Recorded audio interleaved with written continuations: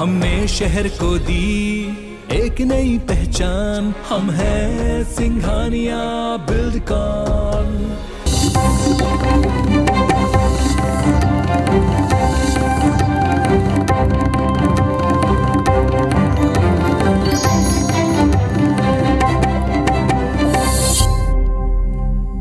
नमस्कार, आप देख रहे हैं मध्य प्रदेश का नंबर 1 न्यूज बुलेटिन। बोल रहा है मध्य प्रदेश। मैं हूं आपके साथ राहुल सौमित्र।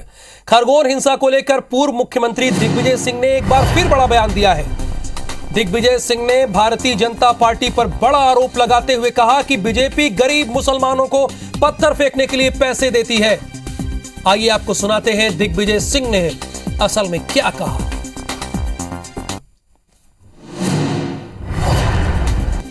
मेरे पास ऐसी शिकायतें आ रही, मैंने उसकी जांच नहीं की है कि कुछ गरीब मुसलमान लड़कों को पैसा देकर खुद ही पत्थर फेंकवाते हैं भाजपा के लोग। फैक्ट है क्या सर ये आपके पास? ये मेरे पास फैक्ट्स नहीं आए हैं, मैं उसको चेक कर रहा हूँ। मैं इसलिए आरोप नहीं लगा रहा हूँ, लेकिन जो जानकारी आ रही बता रहा हूँ आपको, इसको मैं चेकअप करूंगा, उसकी बात करूंगा।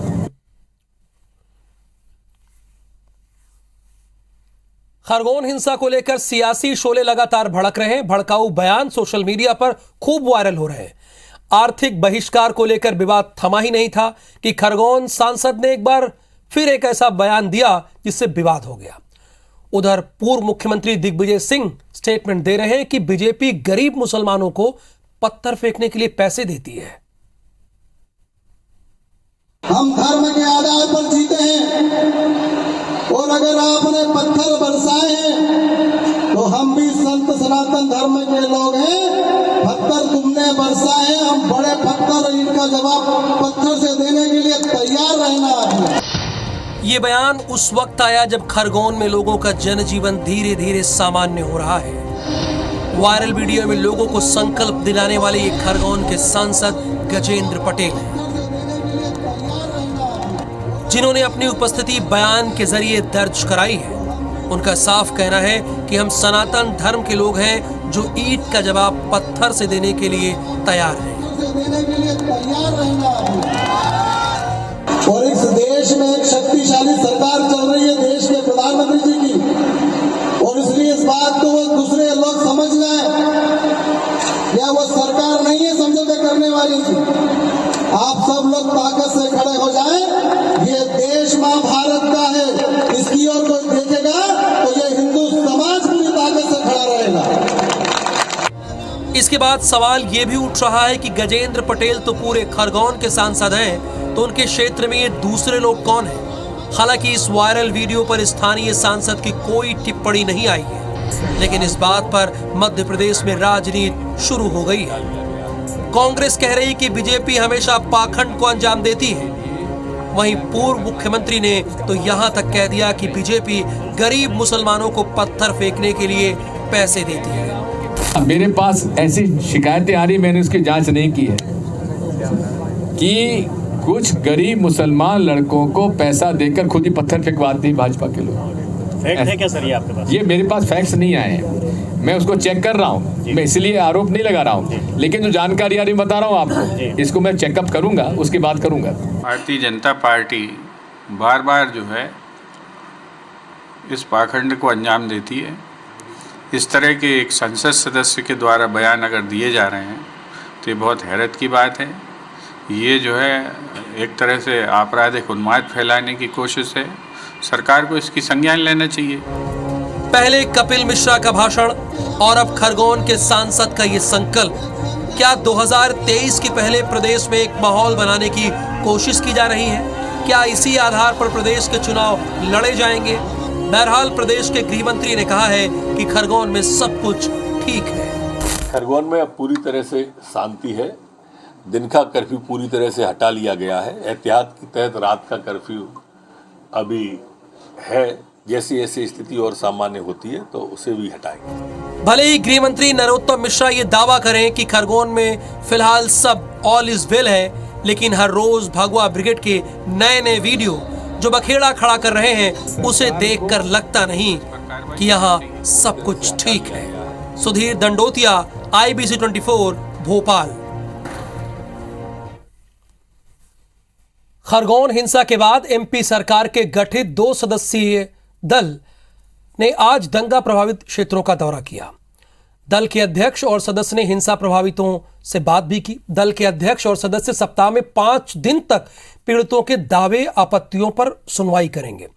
इस दौरान उनके साथ कलेक्टर थे, एसपी थे, अंकित जायसवाल थे और प्रशासनिक अमले के साथ साथ सबसे पहले वो तालाब चौक, संजय नगर, भटवाड़ी के मोहल्ला समेत कई प्रभावित इलाकों का दौरा किया। देखिए, टीमें आ रही हैं, दौरा कर रही हैं, लेकिन जिसको जो मन में आ रहा है वो अपनी बात भी कह रहा है। जो भी इसकी नियम प्रक्रिया है उसके तहत आगे हम कार्रवाई करेंगे। जिनका नुकसान हुआ है उनसे जानकारी लेंगे क्या क्या नुकसान हुआ है। अब अपनी कोर्ट में हम विधिवत आमंत्रित करेंगे आवेदन। उसका जब आवेदन आएगा उसके बाद हम व्यक्तिगत सुनवाई सबकी करेंगे। क्या नुकसानी हुई है, उसका क्षतिपूर्ति कितना मिल सकता है और नुकसानी किसने किया है, ये तो बाद में एविडेंस कलेक्ट करने के बाद ही कुछ होगा, तभी कुछ निर्णय कुछ करेगा। आगे बढ़ते हैं खबरों में। चुनावी रणनीतिकार प्रशांत किशोर ने कांग्रेस पार्टी में शामिल होने से फिलहाल इनकार कर दिया है। हाल ही में प्रशांत किशोर ने 2024 आम चुनाव को लेकर कांग्रेस के समक्ष एक प्रेजेंटेशन पेश किया, तो क्या उनकी कांग्रेस से बात बनी नहीं, यह भी एक सवाल है। इसको लेकर कांग्रेस अध्यक्ष सोनिया गांधी ने एक समिति तक बना दी थी। इस समिति ने अपनी रिपोर्ट भी सौंप दी। कांग्रेस के प्रवक्ता रणदीप सुरजेवाला ने ट्वीट करके कहा कि कांग्रेस अध्यक्ष ने प्रशांत किशोर के साथ बैठक और चर्चा के बाद लोकसभा चुनाव 2024 को ध्यान में रखते हुए एक समिति का गठन किया था। प्रशांत किशोर को इस समिति में सदस्य के रूप में पार्टी में शामिल होने के लिए आमंत्रित किया गया था, लेकिन उन्होंने इंकार कर दिया। आमतौर पर प्रशांत किशोर जिस पार्टी के लिए काम करते हैं वहां के सदस्य हो जाते हैं, जैसे जदयू, जैसे तृणमूल कांग्रेस, पर यहां पर उन्होंने इंकार किया। तो गृह मंत्री ने क्या कहा वो भी आपको सुनाते हैं। और ट्वीट देखने के बाद माननीय कमलनाथ जी को, माननीय दिग्विजय सिंह जी को बधाई दूंगा कि उनकी बात फिर मान ली गई। अगर इसके हम दूसरे पहलू पर विचार करें तो मैं मानता हूं कि प्रशांत किशोर जी बहुत योग्य व्यक्ति है और कांग्रेस एक डूबता जहाज है और डूबते जहाज में कोई नहीं बैठना पसंद करेगा और ये तो बहुत योग्य है। प्रशांत किशोर के इस फैसले से गृहमंत्री के चेहरे पर मुस्कान भी दिखी गई। इधर बीजेपी के प्रदेश अध्यक्ष वीडी शर्मा ने आरोप लगाया कि विधानसभा में नेता प्रतिपक्ष और पीसीसी के अध्यक्ष कमलनाथ ने विधानसभा की कार्रवाई पर कमेंट किया।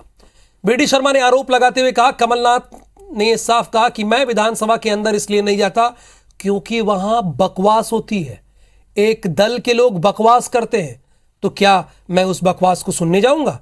बीडी शर्मा ने पूछा कि लोकसभा के अंदर, विधानसभा के अंदर जो कार्रवाई होती है, इस कार्रवाई में नीति निर्धारण के साथ योजनाएं बनती है, उन पर चर्चा लोकतंत्र संसदीय प्रक्रियाओं के तहत होती है, क्या वो सब बकवास है। बीडी शर्मा ने विधानसभा अध्यक्ष गिरीश गौतम को बाकायदा एक पत्र भी लिखा है इस बारे में और कार्रवाई की मांग की है। मध्य प्रदेश विधानसभा के नेता प्रतिपक्ष और जिम्मेदारी पर रहे व्यक्ति हैं, उनका संसदीय लोकतंत्र का बड़ा अनुभव है। उन्होंने वहां विधानसभा के अंदर जिस प्रकार का बकवास होता है और किसी एक दल विशेष का नाम लेकर के ये कहना कि वहां लोग बकवास करने के लिए आते हैं, क्या मैं ये सुनने के लिए हूं? इससे तो अच्छा मैं बाहर जाकर के 200 लोगों से जनसंपर्क कर सकता हूं। उनके खिलाफ कड़ी से कड़ी कार्रवाई होनी चाहिए। मैंने इस पर माननीय विधानसभा अध्यक्ष को पत्र लिखा है। हमारी पार्टी के विधायक ने इसको गंभीरता से लिया है और इनके खिलाफ विशेषाधिकार का मामला लेकर आएंगे विधानसभा में और अध्यक्ष जी से निवेदन करेंगे कि इन पर विशेषाधिकार हनन की वैधानिक कार्रवाई करें। कोई भी मुख्यमंत्री सदन में घोषणा करता है तो जो भी उन्होंने घोषणा की है वो उसका उनको पालन करना चाहिए है। लेकिन जैसा मैंने कहा, एक तरफ वो कह रहे हैं कि बिजली के बिल माफ़ किए जाएंगे, आज तक बिजली के बिल माफ़ नहीं हुए हैं। पहले बजट सेशन 3-3 महीने चलते थे, आप 3 दिन में ख़त्म कर रहे हो। विधायक अपनी बात, जनता की बात विधानसभा के माध्यम से रखता है, वो रख नहीं पा रहा है। कुल मिला के ये सरकार विधानसभा चलाना नहीं चाहती, इस बात को लेकर उन्होंने बात की। मध्य प्रदेश में अगले चुनावों के पहले कांग्रेस अपने बड़बोले नेताओं की जबान पर ताला लगाने की तैयारी कर रही है, क्योंकि बड़बोले नेताओं ने पार्टी की जमकर किरकिरी कराई है। अब आप भी समझ रहे हो कि ये कौन कौन से बड़बोले नेता हैं। बहरहाल प्रदेश कांग्रेस अध्यक्ष कमलनाथ ने ऐसे नेताओं की जुबान पर लगाम लगाने के लिए एक स्पेशल मॉनिटरिंग कमेटी बनाने का फैसला किया है। कांग्रेस को उम्मीद है कि इससे नेताओं की बदजुबानी बंद होगी। एक रिपोर्ट आपको दिखाते हैं। मध्य प्रदेश में आगामी विधानसभा चुनाव को लेकर कांग्रेस तैयारी में जुट गई है।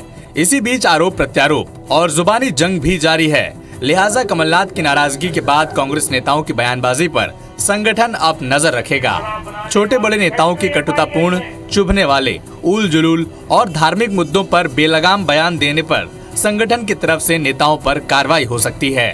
कमलनाथ ने साफ कर दिया है कि पार्टी लाइन से बाहर जाकर जो भी विवादित बयान देगा उसके खिलाफ सख्त कार्रवाई होगी।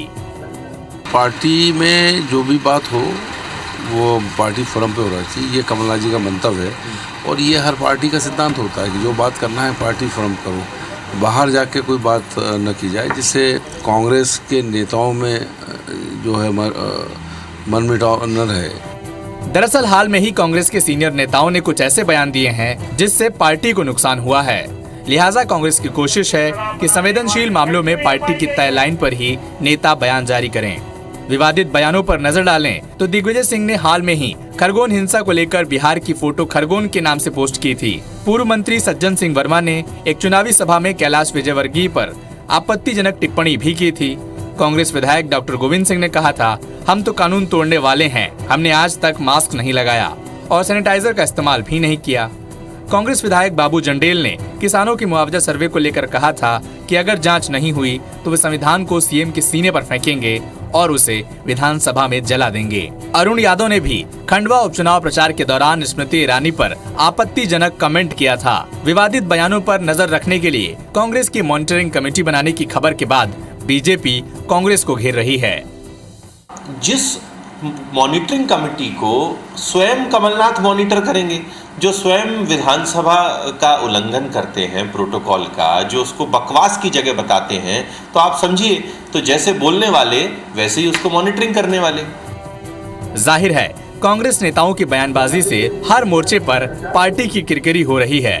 बीजेपी सोशल मीडिया पर कांग्रेस नेताओं के बयानों को जोर शोर से शेयर भी कर रही है, जिससे कांग्रेस को सीधा नुकसान हो रहा है। अब देखना ये है कि कमलनाथ की कवायद के बाद बड़बोले नेता अपनी जुबान पर कितना काबू रख पाते हैं। नवीन कुमार सिंह, IBC 24, भोपाल।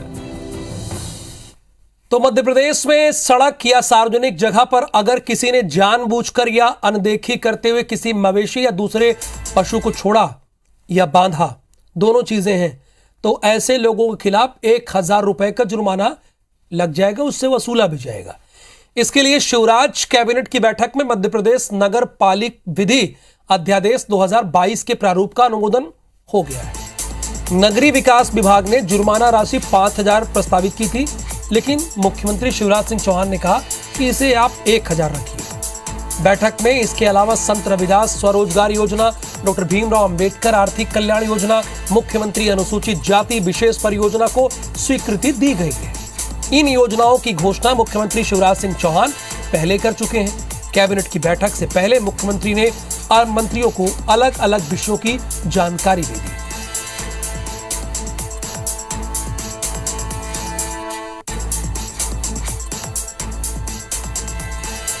जमीन भी बचाना है, हमें जीवन भी बचाना है, हमें जल भी बचाना है, और इसलिए इन सबको ध्यान में रखते हुए ये प्राकृतिक कृषि विकास बोर्ड, जैसा आप प्रधानमंत्री जी का सुनते भी होंगे,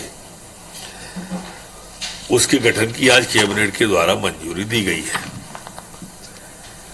आज फसल के विविधीकरण के प्रोत्साहन के लिए भी कैबिनेट के द्वारा मंजूरी दी गई है। मध्य प्रदेश में इस साल MSP के मुकाबले मंडी में अच्छी कीमत मिलने से गेहूं एक्सपोर्ट किया जा रहा है। इंदौर की सभी मंडियां समेत मालवा, निमाड़ में व्यापारी करीब 100 से 150 रुपए ज्यादा कीमत पर गेहूं खरीद रहे हैं। दरअसल क्रॉप साइकिल के चलते कई जगह फसल कम हुई है, तो वहीं रूस और यूक्रेन के बीच जारी युद्ध का असर सभी देशों पर पड़ रहा है। रूस इस समय अपना गेहूं एक्सपोर्ट नहीं कर रहा है। ऐसे में भारत में और सबसे अधिक मध्य प्रदेश से गेहूं की खरीदी की जा रही है। निर्यात बढ़ाने के लिए सरकार ने अधिकारियों के दल को गुजरात, महाराष्ट्र, बंगाल और आंध्र प्रदेश भेजा है। अधिकारी वहां निर्यातकों से बातचीत कर उन्हें मध्य प्रदेश का गेहूं निर्यात करने के लिए प्रोत्साहित कर रहे हैं। इजिप्ट में मालवा का गेहूं अधिक पसंद किया जा रहा है। केवल इंदौर जिले से 2 लाख टन गेहूं अब तक भेजा जा चुका है। ज्यादा एक्सपोर्ट होने के चलते एमएसपी की तुलना में 1 दशक में पहली बार मंडियों में एमएसपी से ज्यादा कीमत पर गेहूं बिक रहा है। कांग्रेस का कहना है कि गेहूं निर्यात पहले से होता आ रहा है, लेकिन क्या इसका सही फायदा किसानों को मिल पाता है? उन्होंने ये सवाल उठाया है। एमपी सबसे बड़ा गेहूं प्रोड्यूसर है, तो उसके कारण इंदौर से और पूरे एमपी से काफ़ी अच्छा गेहूं इस बार एक्सपोर्ट हुआ है, जिसके कारण भाव भी इस साल काफ़ी तेज़ है। पिछले साल जो 1800 रुपये का गेहूं बिक रहा था वो इस साल 2200 रुपये का बिक रहा है। तो हमारे कृषक भाइयों को भी काफ़ी अच्छा मुनाफा इस साल गेहूं बेचने में हो रहा है। अभी तक मध्य प्रदेश से 4,81,000 मीट्रिक टन गेहूं निर्यात के लिए पोर्ट पर पहुंच चुका है। बाकी 20 लाख मीट्रिक टन हम निर्यात करने का हमने लक्ष्य रखा है। ये सब हवा में बातें हैं। सबसे जो बड़ी समस्या आज जमीन पे आ रही है वो ये है कि उपार्जन होने के बावजूद भी ऐसे हजारों किसान हैं हर जिले में जिनको अभी तक पेमेंट नहीं मिली है। तो इसमें देरी क्यों हो रही है ये भी स्पष्ट करे। अगर किसानों को एमएसपी से अधिक कीमत मिल रही है तो कांग्रेस को इसमें हवा की बात लगती है, हवाई बात लगती है।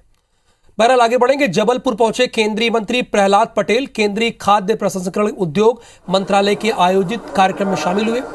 फूड प्रोसेसिंग में समावेशी विकास विषय पर आयोजित कार्यक्रम में प्रहलाद पटेल ने किसान संपदा योजना की तारीफ करते हुए कहा कि भारत सरकार की अच्छी योजनाओं की जानकारी जब तक आम लोगों तक नहीं पहुंचेगी तब तक इसका लाभ नहीं मिल सकता।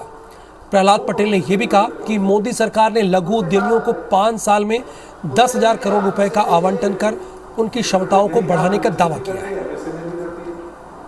छोटे मोटे कंप्लायंस के कारण अगर कोई चीज़ रुक जाती है, उसमें देरी हो जाती है, उसका समाधान इस कार्यशाला से निकलेगा। निफ्टम हमारा नेशनल इम्पोर्टेंस का एक इंस्टीट्यूट है जो सिर्फ पढ़ाता नहीं है, ट्रेनिंग देता है, रिवियंस को सबके समाधान देता है।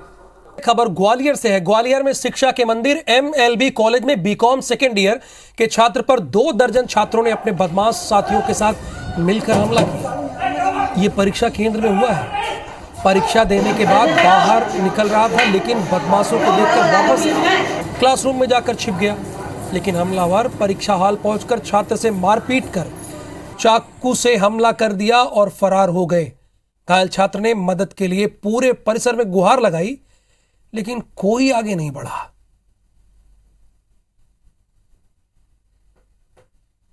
ये वजह पुरानी रंजिश थी कुछ, इस चक्कर में मारा। ये पेपर देने गया था, ये बाहर निकला तो इसने अपने बचाव के लिए अंदर गया तो टीचर को ही मारा और इसको ही मारा। प्रिंसिपल मतलब कॉलेज में कोई कैमरे नहीं है ताकि किसी लड़कों की जान। इसको चाकू मारे हैं गर्दन में और कुर्सियाँ मारी हैं, बेल्ट वगैरह मारे हैं। झगड़े में एक लड़का अमन तोमर को चोटें आई हैं, उसको इलाज के लिए माधव डिस्पेंसरी ट्रॉमा सेंटर में भर्ती कराया गया।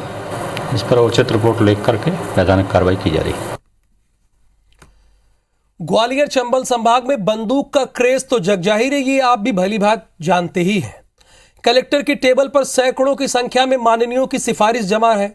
ऐसे में कलेक्टर ने अमृत महोत्सव के तहत 200 तालाब खुदवाने का लक्ष्य पूरा करने के लिए जिले के लोगों को एक खुल्लम खुल्ला ऑफर दिया था कि जो लोग तालाब खुदवाने में मदद करेंगे या खुद खोदेंगे उन्हें बंदूक का लाइसेंस दिया जाएगा। इसके लिए 18 और 19 अप्रैल को आवेदन मांगे गए थे, लेकिन हैरत की बात तो यह है कि किसी ने भी इसमें इंटरेस्ट नहीं दिखाया। सबको लाइसेंस चाहिए, लेकिन इसमें किसी का इंटरेस्ट नहीं था। देखिए, प्रशासन के द्वारा यह अपेक्षा की गई थी कि जन सहयोग आए ताकि उसमें अमृत सरोवर के निर्माण में तेजी आए।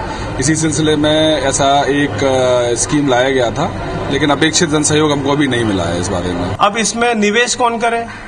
तो नेता तो निवेश करने को तैयार नहीं है। तालाब तो अल्टीमेटली नेताओं को खुदवाना पड़ेगा, क्योंकि जो लाभार्थी है वो तो नेताओं से ऑब्लाइज होना चाह रहा है। तो मुझे लग रहा है कमोबेश ये इस प्रकार की जो नवाचार कर रही है मध्य प्रदेश की सरकार भ्रष्टाचार को लेके, उसके प्रति जनता की बहुत बेरुखी है। और इस खबर के साथ ही इस बुलेटिन में फिलहाल के लिए इतना ही। आप बने रहिए IBC 24 के साथ। है।